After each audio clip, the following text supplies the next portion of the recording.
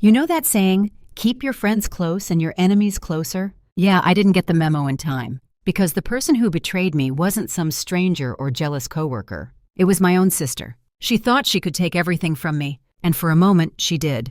But what she didn't know was that I was already working on something much bigger than any man she could steal. And I'm here to tell you how it all went down, and how I came out of it not just okay, but stronger, happier, and finally free. At the time, I was 31, a busy and ambitious surgical resident wrapping up my final year. I had my hands full, literally and figuratively. Long shifts at the hospital, assisting in complex procedures, staying up late reviewing cases, and barely finding time to eat, let alone sleep. But through all of that, I thought I had two constants in my life. My fiancé Ben, my younger sister Nicole. Ben and I had been together for about 3 years. We met when I rotated through emergency medicine during residency. He worked in hospital administration. Not a doctor, but smart, stable, and always dressed like he belonged in a luxury car ad. Nicole was 2 years younger than me and, well, complicated. She had always been the center of attention. Popular in school, outgoing, and painfully aware of her looks. While I buried myself in books and scrubs, Nicole floated through life on charm and pretty privilege. We weren't close, but we were family. That was enough. For a while. Things started getting weird when Nicole lost her job. She called me crying one night, saying her company had downsized and she couldn't make rent.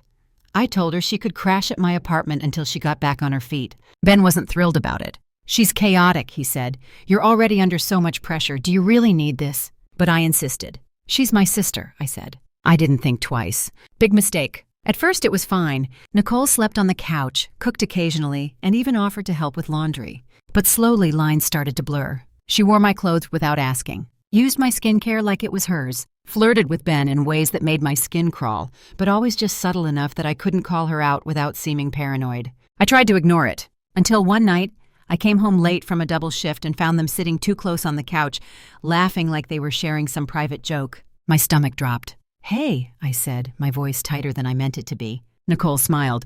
"We're just watching a documentary. Want to join?" I forced a nod and went to the bedroom. I didn't sleep that night. 2 weeks later, Nicole moved out. She said she got a new job and a roommate. I was relieved. Things between Ben and me calmed down, or so I thought. But something still felt off. He was distant. His texts got shorter. He made excuses to stay late at work. I chalked it up to stress, until I got a call from my friend April. She sounded hesitant. "John," she said, "I didn't want to get involved, but I saw Ben and Nicole together." My heart skipped. "Together where?" I asked. She paused. "At a lounge, holding hands. It didn't look innocent." I thanked her, hung up, and stared at the wall for what felt like hours. Then I opened Instagram. Nicole had just posted a story. It was a photo of 2 wine glasses clinking. Her caption? "Celebrating my 100K a year, man. LOL, sorry, not sorry." I felt like I'd been punched in the gut. I didn't call them. Didn't scream. Didn't even cry. I just shut down. Deleted Ben's number. Blocked Nicole. I showed up to the hospital the next morning like nothing happened. I buried myself in work. And for a while that was enough. Until it wasn't. 3 months later I ran into them. Of course it was at the one grocery store near my apartment. Nicole spotted me first. She was dressed like she was heading to a brunch photo shoot. Heels, full glam, the works. Ben trailed behind her, sheepish. She smirked as she approached me. Well, she said. "If it isn't Dr. Workaholic, you look tired." I gave her a tight smile. "You look expensive." She laughed. "That's because I am. And so is he." She jerked her thumb toward Ben. "Thanks for warming him up for me, by the way." Ben had the nerve to look guilty. He mumbled, "John, I held up a hand. "Save it," I said. "You two deserve each other." Nicole raised an eyebrow. "Still mad? I mean, come on, he's not even your type." I met her gaze. Neither are cowards. And I walked away. After that day, I promised myself I'd never let someone blindside me like that again. I refocused, rebuilt, finished residency, took a job at a private surgical center with better hours and better pay, started sleeping again, started laughing again. And then I met Sean. Sean entered my life quietly. It wasn't fireworks or some grand romantic plot twist. It was coffee. I was grabbing a cappuccino at a small cafe near the clinic, half asleep and barely aware of the world, when someone behind me said, "You always look this serious at 8 a.m., or is this your pre-surgery face?" I turned. He was standing there with a smile so warm I forgot how tired I was. Tall, clean-cut, blue scrubs, holding a travel mug with a paw print logo. "Sorry," I said, chuckling. "Rough night." "Vet ER," he said, holding up his mug. "So I get it. We sat at the same table that day, and the next after that. Turns out he ran the emergency unit at a nearby veterinary hospital. Soft with animals, but sharp as hell.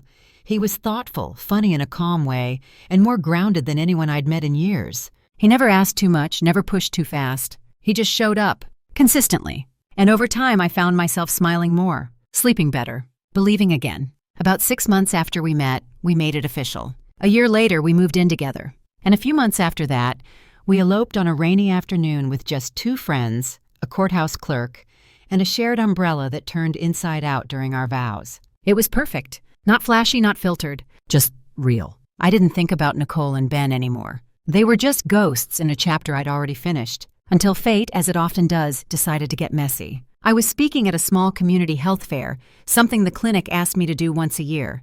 A Q&A for aspiring med students, quick consultations, a booth with handouts and branded pens. Sean came with me, of course. He had a table next to mine, talking about animal emergency care and offering mini first aid demos for pets. We were a hit, especially with the older crowd and the kids. Then, just before lunch, I saw her, Nicole, strutting through this crowd in oversized sunglasses, a designer tote, and that same air of entitlement I'd seen 100 times before. I froze for a second, but then I looked down. Sean was standing beside me, holding a sandwich, offering it with a sweet smile, and suddenly I didn't care. Nicole spotted me just as I took a bite. She stopped mid-step. Her eyes moved from me to Sean, and I saw it, her realization. Sean, scrubs, confident, handsome, talking to people who clearly respected him. Her face twitched. "John?" she called out, approaching like we were old friends. I wiped my hands and nodded. "Nicole." She looked at Sean. "Is this—" Sean extended a hand. "Hi, Sean, I'm John's husband." The word landed like a slap. Her eyes widened. "You're married?" 2 years next month, I said, smiling. She recovered quickly, putting on her best fake enthusiasm. "Wow, that's fast," I shrugged. "When it's right, you don't need to wait." Sean handed me my water bottle like it was just another day. Nicole looked him over again, then said, "You're a vet?" "Head of emergency services at Westlake Animal Hospital," he replied. There was pride in his tone, but not arrogance. She blinked. "That place is huge," she muttered. "I thought only senior partners worked there." "I am one," he said casually. And I watched it happen, her smile faltering, her confidence cracking. She hadn't just lost her ex-fiancé. She had lost to someone she couldn't compete with, and it was killing her. She cleared her throat. "So where's Ben?" The question was too sharp. Sean and I exchanged a glance. I didn't respond. She did. "He left last year," she said flatly. "Turns out he wasn't really $100K a year anymore. More like unemployed and blaming the world for it." I stayed quiet. What could I say? She smirked. "Guess I should have stuck to doctors, huh?" I smiled politely. "Or grown as a person." Sean nearly choked on his water. Nicole blinked, then smiled. "Well, good to see you're doing well." I nodded. "Better than ever." She turned and walked away. And just like that, the last ghost from my past faded into the crowd. That night, Sean and I had dinner on the balcony. City lights flickered around us, and jazz played low from a speaker. I told him, "That felt weird." He raised an eyebrow. "Weird good or weird bad?" "Weird, freeing." He nodded, then said, "She saw what she lost, but more importantly, you saw what you gained." I looked at him, at the peace on his face, at the way he leaned into me like we'd been made to fit. And he was right. I didn't just survive. I won. It had been 3 weeks since the health fair when Nicole messaged me. I hadn't heard from her in over 2 years before that day. And honestly, I thought the awkward encounter was the last chapter in our shared story. But she texted, "Nicole, hey, I've been thinking about our conversation. Can we talk sometime? Just the 2 of us." I stared at the screen. I hadn't blocked her. Not because I wanted her back in my life, but because I didn't need to anymore. She no longer held power over me. Still, I hesitated. Then I showed Sean the message. He read it, looked at me, and asked simply, "Do you want to talk to her?" "I don't know," I said. He nodded. "Then sit with it. Don't reply out of guilt or revenge. Only reply if your soul feels quiet." I smiled. This man, always giving me room to feel before I move. 3 days later, I replied, "Me. I'm free Friday afternoon, 4 p.m., outside the cafe on 7th. Just talk, that's it." She showed up 5 minutes early. Not in designer clothes. No fake lashes or red lipstick. Just jeans, a beige coat, and hair tied back in a low ponytail. For once, she looked real. "Hey," she said, sitting down carefully.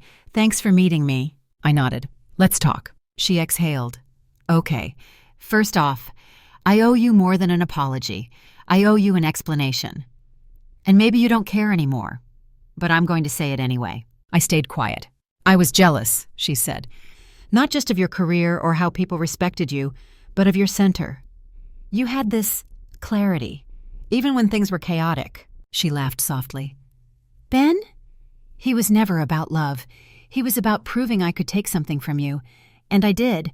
But once I had him, I realized he was never really yours to begin with, or mine. I looked at her carefully. She wasn't crying. She wasn't performing. She was exhausted. Then she said the last thing I expected. I want to start over. Not with you. I mean us, as siblings, not enemies. I blinked. She continued. I know I don't deserve it. And I'm not asking to come over for holidays or meet your husband again. I'm tired of carrying the shame. I want to put it down, with your permission. I sat back in my chair. The city buzzed around us. Coffee cups clinked, cars honked, life moved on. I studied her face. The arrogance was gone. She looked smaller, but not pitiful. Just human. I don't hate you, I said finally. She swallowed. I hated what you did, and I hated what it did to me. But that's in the past. She nodded, lips pressed together. But, I added, forgiveness doesn't mean access. I understand. And healing isn't a reunion, it's a release. She gave a trembling smile. Even that is more than I expected. We sat in silence for a few minutes. Then she stood. Thank you, she said. I nodded. She walked away. And this time I didn't feel cold. I felt lighter. That evening I told Sean everything. He didn't interrupt once. When I finished, he kissed my forehead. You did the brave thing, he said. I shook my head. No, I just did what felt right. Exactly. We curled up on the couch, warm blanket over us, the dog snoring at our feet.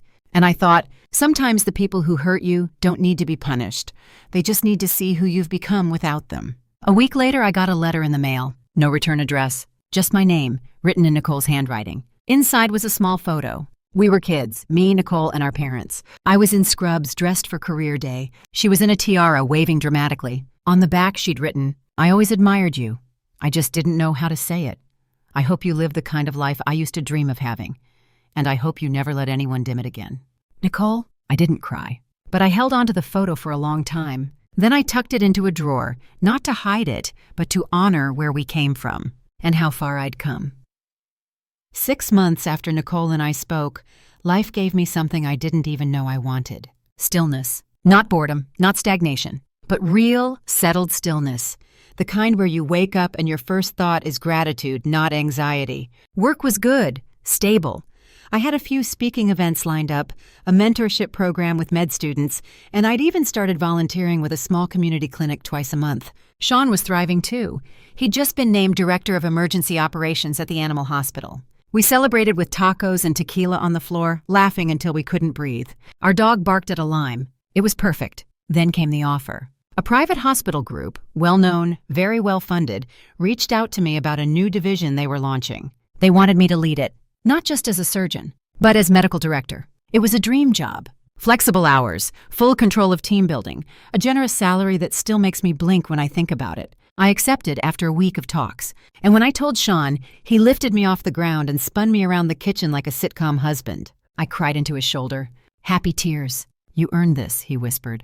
And I believed him. For the first time in my life, I really believed it. We bought a house a few months later, a real one, with a porch and a garden and an office where Sean could paint when he wasn't on call. I turned the attic into a studio, and every morning I sat by the window with my coffee and thought, she really thought she won. Nicole had said it with pride once. I've got your $100K a year, man, LOL. She thought she had taken something valuable from me. But what she didn't understand was, Ben wasn't the prize. I was. Years ago, I had equated love with being chosen. I thought if someone stayed, it meant I was enough. But now I know. Being chosen isn't the same as being valued. Ben chose me, but Sean honored me. He celebrated my wins, held space for my silence, and saw all the parts of me, flawed and brilliant, and loved me through it all.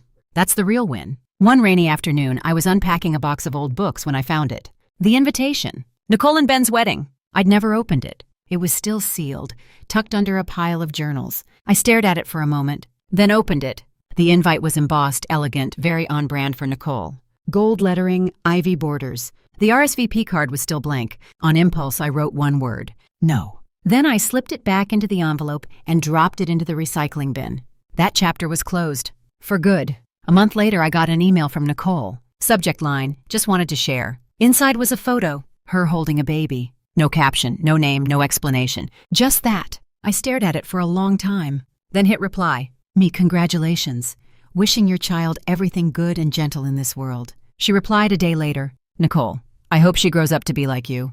I didn't respond. Didn't need to. Some stories don't need sequels. Just peace. Sean and I celebrated our anniversary in Paris. Not for the romance, though we had plenty of that, but because we both needed space to breathe and dream big. We walked by the Seine at night, eating crepes and whispering travel plans into each other's ears. At one point, he stopped and said, "Do you ever think about them?" I didn't need to ask who he meant. Sometimes, I said honestly, but not with anger. More like watching a movie I've already seen. I know how it ends. It doesn't move me anymore. He smiled. Good, he said, because the real movie is just starting. And he kissed me under a flickering street lamp, like something out of a dream I hadn't even known I had. So here's what I've learned. Sometimes life takes from you without warning. Sometimes people betray you, mock you, leave you for less, and laugh like they've won. But life has a way of realigning everything. It doesn't always give you revenge, but it gives you redirection. And if you're brave enough to keep walking forward, you'll find something better. Someone better. A life built not on pain, but on purpose. And when you get there, when you finally look back, you'll realize they never won. Because they never had what you have now. I'm John Legend. This is my story. And I'm proud of every scar it left behind. Because those scars taught me who I really am. And trust me, I'm more than worth it.